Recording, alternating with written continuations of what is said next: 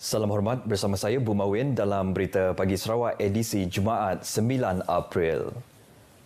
Umat Islam di Sarawak disaran supaya terus memperkukuh perpaduan sesama mereka khususnya menjelang bulan Ramadan tidak lama lagi. Ketua Menteri Datuk Patinggi Abang Johari Tun Openg berkata mereka juga dinasihati untuk mempertingkatkan ibadah sepanjang bulan mulia itu. Datuk Patinggi Abang Johari berkata di pihak kerajaan, pimpinan orang Islam akan terus dipelihara dalam membangunkan Sarawak. Ini termasuk menyediakan peruntukan besar kepada masjid dan surau setiap tahun.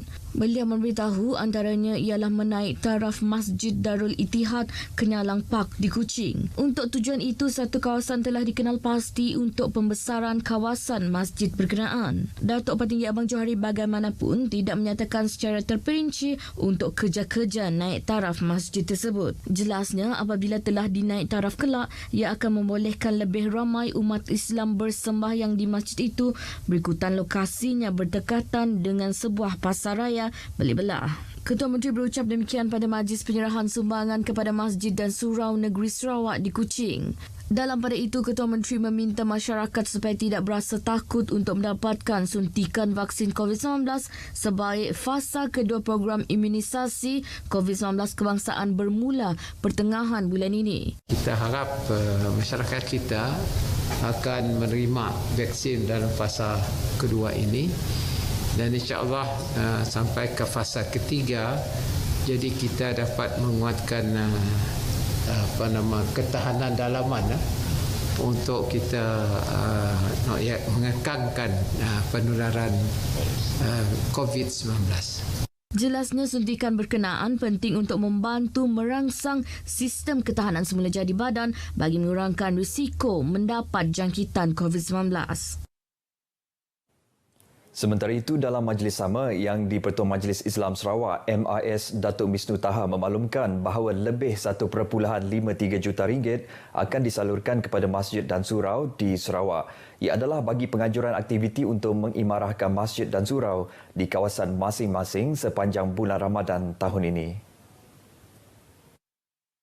Datuk Misnu Taha berkata sumbangan tahunan berkenaan melibatkan 1,083 buah masjid dan 449 buah surau. Setiap masjid dan surau akan menerima RM1,000. Beliau berkata pemberian sumbangan berkenaan telah dilaksanakan sejak tahun 2009 melibatkan peruntukan keseluruhan lebih RM18 juta. Datuk Misnu berkata demikian pada majlis penyerahan sumbangan MIS kepada masjid dan surau negeri Sarawak yang disempurnakan oleh Ketua Menteri Datuk Patinggi Abang Johari Tun Openg di Kuching. Pantai Kuala Matu akan diberi wajah baharu menerusi pelaksanaan projek pengindahan Pantai Kuala Matu yang akan dilaksanakan dalam 3 fasa. Menurut timbalan Ketua Menteri Dato' Amar Awang Tengah Ali Hassan, fasa pertama projek itu akan melibatkan pembinaan benteng penahan hakisan sepanjang hampir 1 kilometer di pantai berkenaan yang akan menelan kos anggaran RM8.8 juta. Jelas Dato' Amar Awang Tengah, beliau sendiri telah mengarahkan supaya kerja kajian hidrolik dilaksanakan bagi mengetahui keadaan tanah di lokasi tersebut. Ini bagi membolehkan infrastruktur seperti benteng yang akan dibina direka mengikut keadaan tanah. Dedah beliau, fasa pertama projek itu akan mula ditender bulan ini. Tambah beliau lagi, fasa kedua projek itu pula akan melibatkan pembinaan fasiliti seperti gerai, dewan, kawasan rekreasi dan pelbagai kemudahan awam lain. Manakala fasa ketiga melibatkan pembinaan fasiliti untuk menjadikan Pantai Kuala Matu sebagai antara lokasi rehat dan rawat untuk pengunjung dan pengguna jalan raya di kawasan tersebut. Di sini diorang akan buat macam itu yang akan dapat memberi kemudahan untuk penginapan, untuk pengunjung menginap, ya. Dan ada kemudahan untuk long vehicle seperti lori-lori, dan proper parking area. Dan ini dalam fasa yang ketiga dan dia memerlukan 5 juta. Beliau percaya pembinaan kemudahan seperti lebuh raya pesisir dan jambatan di sekitar muka akan memberi impak positif terhadap aktiviti ekonomi di lokasi kawasan Matu dan Daro. Datuk Amar Awang Tengah berkata demikian dalam sidang media selepas lawatan kerja ke pantai berkenaan baru-baru ini. Naik taraf terminal penumpang Bako yang menelan kos RM2.68 juta di bawah selian Lembaga Sungai-Sungai LSS Sarawak kini telah siap. Menurut Menteri Pengangkutan Datuk Lee Kim Shin, kerja naik taraf itu bagi menyediakan kemudahan pendaratan yang mudah, cekap dan selamat kepada pengunjung tempatan dan luar yang mengunjungi taman negara itu. Datuk Lee menerusi kenyataan media yang memaklumkan antara skop projek itu adalah kerja-kerja membesarkan bangunan terminal sedia ada, penyediaan ruang tempat letak kereta selain ruang menunggu bas.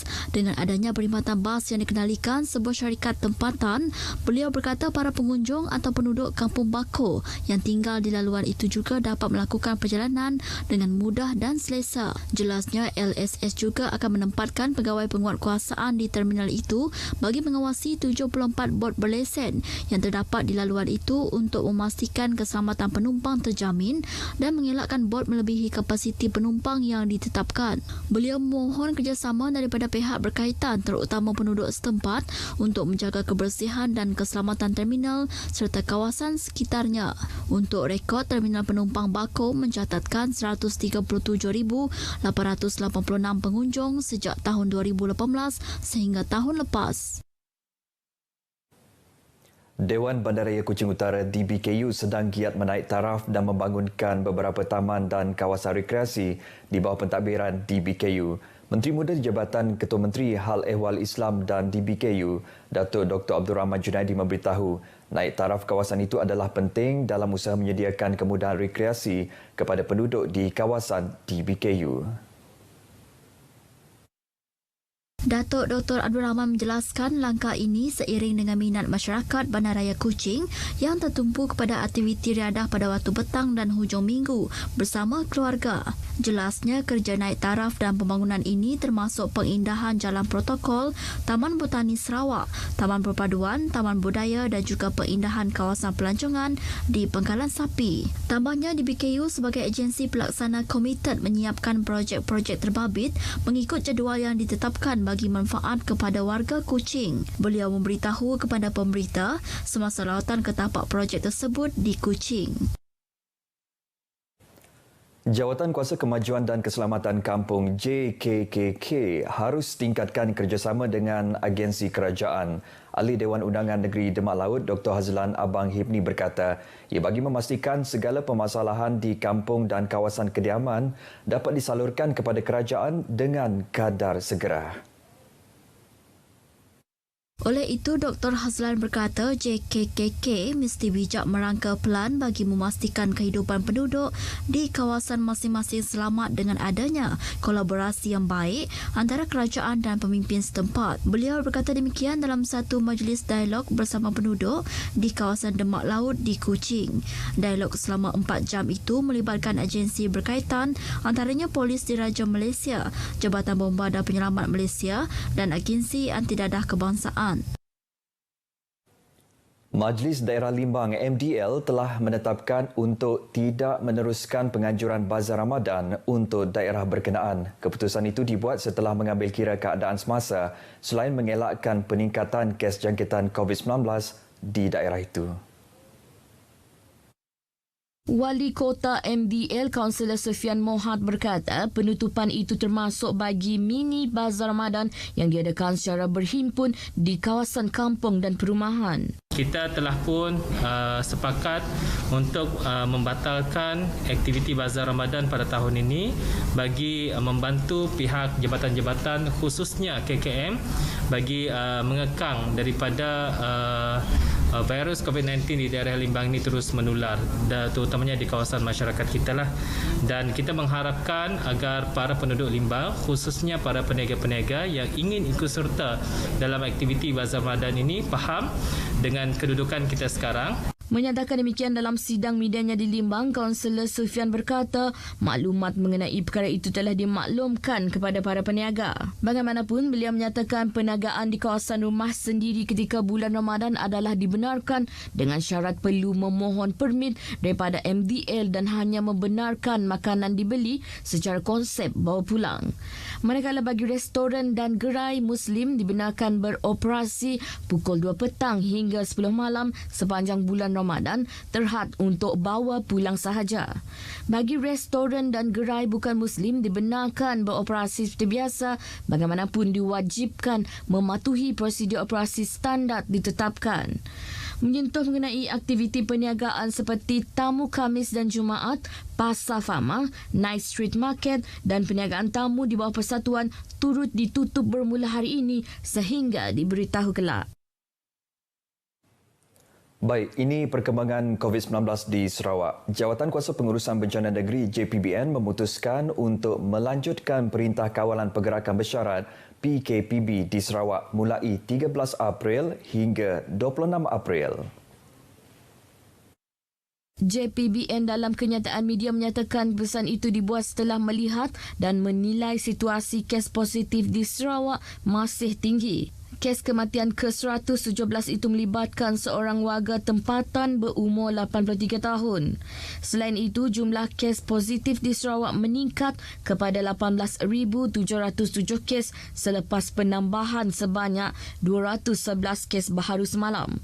Daerah Bintulu mencatatkan kes tertinggi iaitu sebanyak 70, diikuti Sibu 35, Sarike 21, Miri 19, Kuching 15, Sri Aman 8, Beluru 7, Kapit, Meradong dan Limbang 6. Manakala Semarahan mencatatkan 5 kes, Subis 3, 2 kes masing-masing di Bau dan Marudi. Daerah Lubuk Antu, Julau, Serian, Mukadalat dan Tanjung Manis pula merekodkan 1 kes. 2 kluster baharu juga diisytiharkan semalam iaitu kluster Jalan Kapitan Marudi dan kluster di Serata. Dalam pada itu, berkuat kuasa hari ini, nombor talian utama COVID-19 JPBN Sarawak adalah 082 443 991. Baik, paparan itu tadi mengakhiri berita pagi Sarawak hari ini. Bersama kita lindungi diri daripada jangkitan COVID-19 dengan mengamalkan norma baharu dalam kehidupan seharian. Saya Bumawen, salam hormat.